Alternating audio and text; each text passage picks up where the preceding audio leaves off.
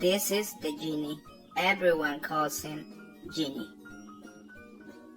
He spends loads of time inside the teeny tiny home, which happens to be a lamp. He brushes his teeth in the lamp. He eats in the lamp. He sleeps in the lamp. But more than anything else, he stares at lots and lots of brass.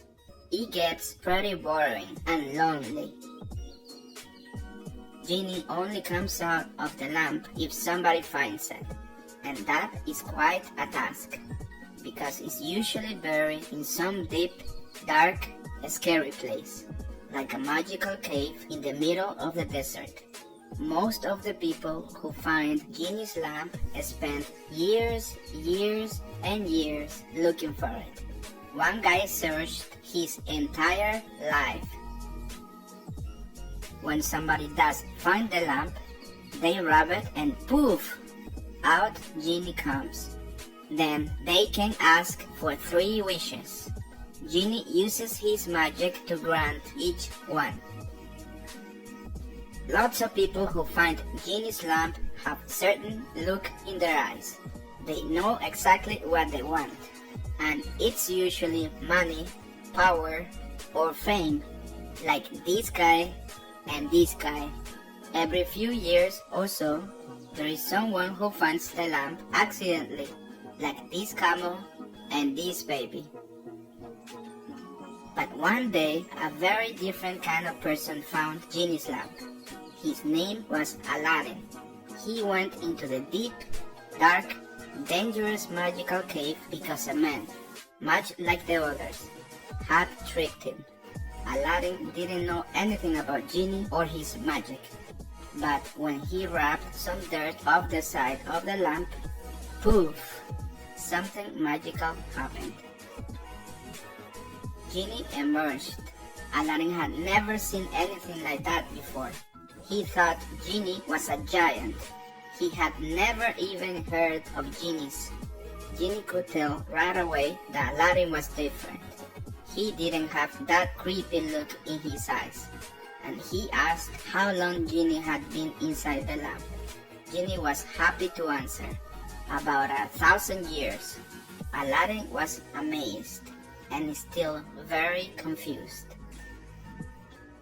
Genie was more than happy to demonstrate his incredible skills.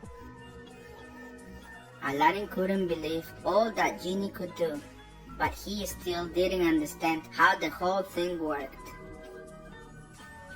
Genie explained, "You have 3 wishes, and they must begin with rubbing the lamp and saying, 'I wish.'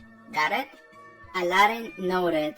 Then Genie pointed out some basic rules. The whole thing was incredible to Aladdin, and just when he thought he had seen it all, Genie revealed another amazing skill. He could blend into a crowd. Aladdin liked Genie. He thought they could be friends. But Genie explained that genies didn't really have friends. Of course, people wanted Genie to be their friend because of all the great things he could give them. That wasn't a true friendship. But Genie kind of liked Aladdin, so he also told him how important it was to correctly word a wish. "Use your words. Avoid sticky misunderstandings," he said. He explained how one guy's wish to be most attractive turned him into a human magnet. Another's wish to be rich and handsome landed him a new name. And when someone else said, "Make me a prince," he ended up with a little royal dude following him around. When Aladdin asked Genie what he would wish for, Genie was stunned. "Wow, nobody ever asked me that before. But that's easy." Genie's wish was to live outside the lamp and never have to grant another wish again. With some big genie magic, boom! Aladdin became Prince Ali of Ababwa. Prince Ali and his advisor, Genie, were invited to stay in the guest quarters of the Sultan's palace. Aladdin was nervous around Princess Jasmine, so Genie helped him work on his confidence. Genie and Aladdin spent a lot of time together, having fun and watching out for each other. When Aladdin nearly drowned, Genie didn't hesitate to help him. Aladdin was grateful to Genie for saving his life. "Thank you, Genie," he said. Genie was happy that Aladdin was okay, and to his surprise, he realized he really cared about Aladdin. Aladdin surprised Genie again when he made his final wish.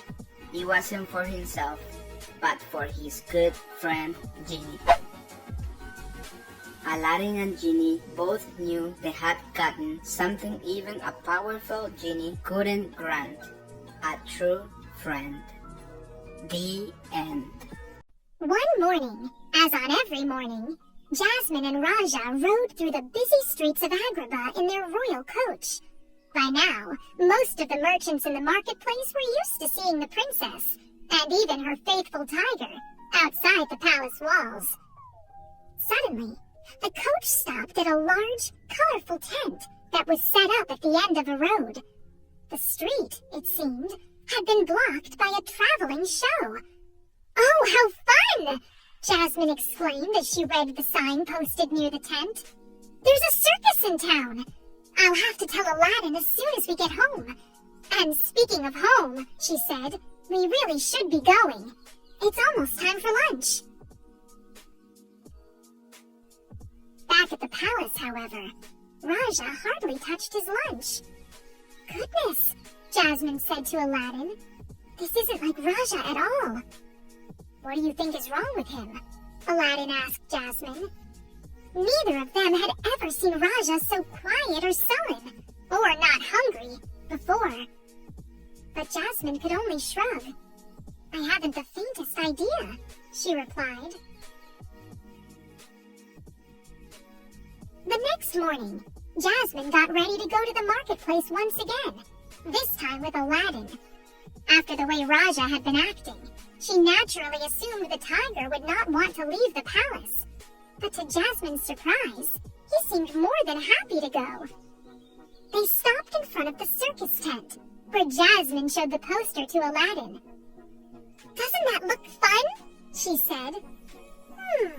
Do you think Raja would like to go?" Aladdin looked at the poster, and then at Raja's dreamy eyes. "Yes," he told Jasmine. "I think he would like that very much." So, that very afternoon, Jasmine, Aladdin, Raja, and Abu all went to the circus.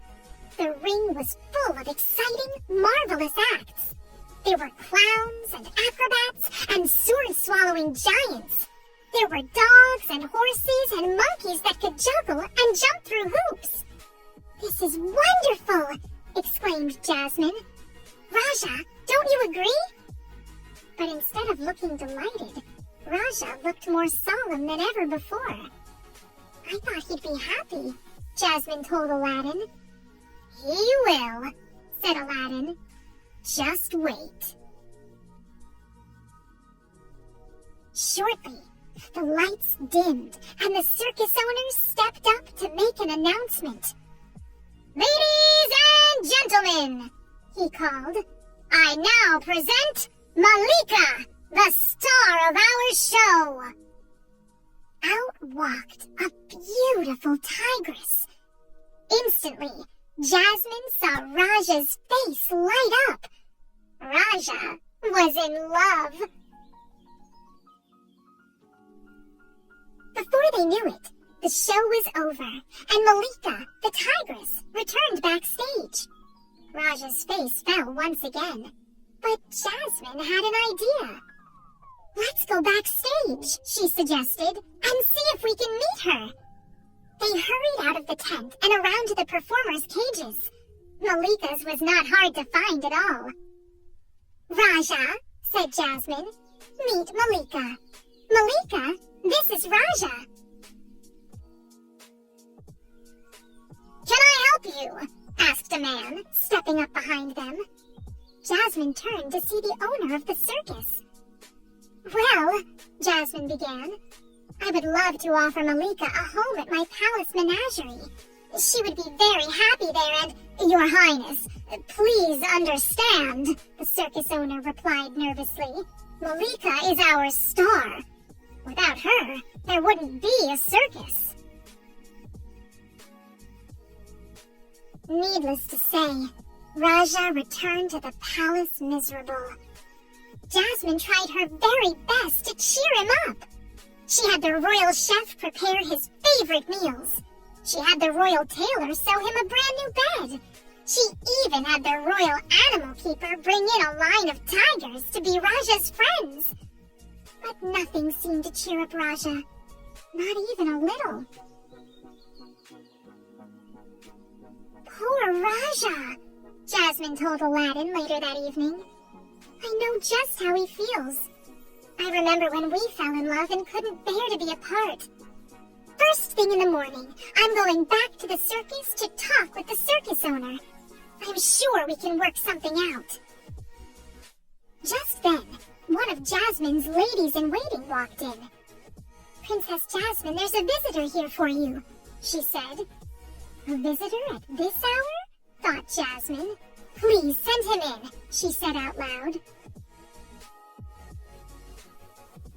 Moments later, the owner of the circus walked in, with a very sad-looking Malika. Pardon me, Your Highness, he said solemnly, but I have a problem. Ever since your visit to the circus, the star of my show won't eat, sleep, or perform. I'm so sorry, began Jasmine, but the circus owner stopped her. It's not your fault, he told her. It's clear to see she's in love. And even though she's the star of my show, she's also my friend. I want her to be happy, and so I've come to give her to you. Jasmine clasped her hands. Oh, thank you, she exclaimed. Raja will be so happy. Before Jasmine could even call him, Raja ran straight toward Malika. They met and gently touched noses, clearly happy to be together. Jasmine smiled at the two tigers, but then she looked at the circus owner. She felt bad for him. Without Malika, he would no longer have his circus. There must be something we can do, she thought. Then, suddenly, she had a wonderful idea. The very next day, the circus signs all over Agrabah were changed. The circus was moved to a park next to Jasmine's palace, and from that day on, that is where it stayed. A royal ball was held to celebrate the grand occasion, and everyone, Jasmine and Aladdin, the circus owner, the tigers, and even the monkeys, lived happily ever after. Jasmine's royal wedding. Jasmine smiled and wiped away a tear as she flipped through her mother's wedding journal. She was overjoyed to be marrying Aladdin at last, but she wished with all her heart that her mother were still alive to share in the moment. Jasmine studied every detail of her mother's dress, flowers, and decorations. Everything was so beautiful. Suddenly, Jasmine came to a decision. I want my wedding to be exactly like my mother's, she said to Raja. Then she will be a part of my wedding after all. So, with her mother's journal in hand, Jasmine set about planning her wedding. First, she selected the very same exotic flowers her mother had chosen many years before. Next, she showed the menu from her parents' wedding to the palace chef, so he could prepare the same exact meal. Then she asked the Sultan's personal pastry chef to bake the same towering wedding cake that her parents had enjoyed. Finally, she showed a sketch of her mother's wedding dress to the royal seamstress. "I'd like my dress to look exactly like this," Jasmine told her. Jasmine's father, the Sultan, saw how much work his daughter was putting into the wedding preparations. "Your mother would be so touched that you are honoring her in this way," he told Jasmine. "I know you wish she could be here, but in a way, she is." The Sultan pulled an envelope out of his robe and handed it to Jasmine. "This is a letter your mother wrote to you many years ago." Jasmine gasped. A letter from her mother! She took the envelope and tore it open, while the Sultan left her to read it in private. "My dear Jasmine, I am writing this letter to give to you when you are to be married. I do not want to forget to tell you something very important. As you read this, I am sure that you are very busy with all kinds of preparations. But the most wonderful part of my own wedding was my treasure of all treasures. I am so happy that you have found your own treasure at last. With all my love, Mother." Jasmine imagined her mother dressed up on her wedding day with her treasure of all treasures. It must have been a truly breathtaking, sparkling jewel, Jasmine decided. She felt a knot tighten in her stomach. She didn't have a treasure of all treasures. She had to find one before her wedding. "Then my wedding will be exactly like my mother's," Jasmine said to herself. Jasmine studied the wedding journal one more time, but there was no sign of her mother wearing a priceless jewel in any of them. She found her father in the throne room with the genie. "Father, do you remember Mother's treasure of all treasures from your wedding day?" The Sultan had never heard of it, but the genie jumped in to help. With a wave of his hand, the genie summoned a stunning lineup of diamonds, rubies, and emeralds. "Step right up and choose your very own treasure of all treasures," he exclaimed. Jasmine looked at each beautiful jewel, but somehow she knew none of them was the treasure she was seeking. "Thank you for trying, Genie," she said. "I think I will know it when I see it." Unsure of what to do next, Jasmine shared her troubles with Aladdin. He was determined to help. "If the treasure is somewhere in this palace, we will find it," he said. But in the palace, there were countless rooms filled with treasure. Jasmine and Aladdin combed through piles of gold in the East Treasure Room. They sorted through gems and jewels in the West Treasure Room. They searched through stacks of silver and platinum in the North Treasure Room. And they opened every gilded trunk in the South Treasure Room. But Jasmine did not see anything that she felt was a treasure of all treasures.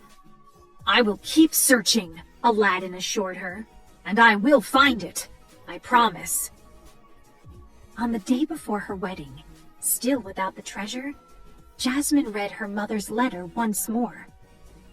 "But the most wonderful part of my own wedding was my treasure of all treasures." Where could it be? Jasmine wondered. As Jasmine looked up from the letter, her eyes fell on a sketch of her father, lovingly drawn by her mother. Suddenly, Jasmine understood. Of course! Her father was her mother's treasure of all treasures. Just then, Aladdin entered. "I'm so sorry, Jasmine," he said. "The treasure. I haven't found it, Jasmine threw her arms around Aladdin. "I've had my treasure all along," she told him. "It's you, Aladdin!" The next day at their wedding, Jasmine could barely contain her joy. Everything was perfect.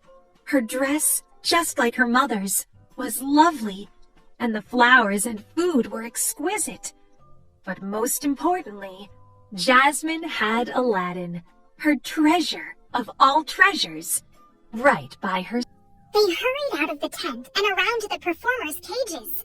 Malika's was not hard to find at all. "Raja," said Jasmine. "Meet Malika. Malika, this is Raja."